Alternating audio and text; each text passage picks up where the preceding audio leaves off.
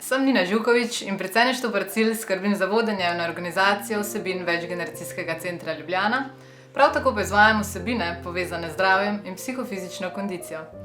Ker sem inštruktorica joge, izvajam jogo na celosten način za uporabnike Večgeneracijskega centra Ljubljana, hkrati pa v okviru programa Promocija zdravja na delu na mestu pripravljam in izvajam tudi antistresno vadbo za zaposlene. Zakaj so programi promocije zdravja na delu na mestu tako pomembni? Ker na delu na mestu preživimo dobro tretjino dneva ali celo več. Ker ohranjanje dobre psihofizične kondicije zaposlenih nadaljnje vpliva tudi na njihovo sposobnost kognicije, komunikacije, povezovanja, prilagajanja, iznajdljivosti in odpornosti na stresne dejavnike.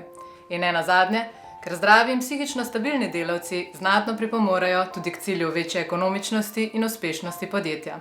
Da pri zaposlenih spodbudimo zanimanje za odgovornost in vključevanje v programe promocije zdravja na delu na mestu, je na eni strani pomembno ozaveščanje o pozitivnih učinkih vključevanja v tovrstne programe, po drugi strani pa je pomembno, da prepoznamo potrebe naših zaposlenih, da na podlagi slednjih lahko oblikujemo ustrezne programe, ustrezne vadbe ali ustrezna svetovanja o zdravi prehrani. Če v nekaj točkah strnemo, kaj programi promocije zdravja na delu na mestu omogočajo zaposlenim. V prvi vrsti imeti trenutek zase in vložiti nekaj vase.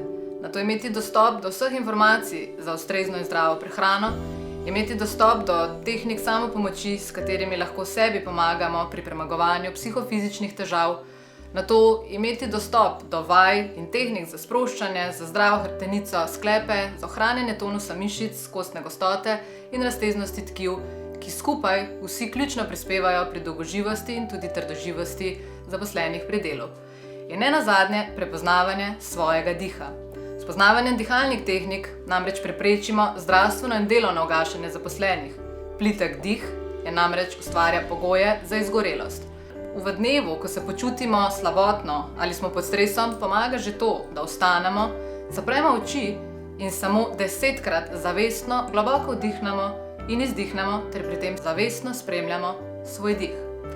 Pravilno dihanje v telesu namreč ustvari občutek dobre masaže, prežene utrujenost, spodbuja učinkovitost in preprečuje tudi psihofizična obolenja. In kitajski pregovor pravi: kdor ne pozna svojega diha, je že danes to, kar bo, ko bo brez njega. Zdravje je vse, zato ker je vse ostalo brez zdravja enako nič. Zdravje je v naših rokah, zato bi morali to misel objeti z odprtimi rokami. In že nekaj minut dnevno, ki jih namenimo sebi, svojemu zdravju in psihofizični kondiciji, prinaša zavidljive rezultate. Vse velike zgodbe se začnejo z malimi koraki, zato naredite korak in tudi vi poskrbite za zdravje svojih zaposlenih. Pri oblikovanju tovrstnih programov ali nadgradnji vam lahko z veseljem pomagamo tudi mi.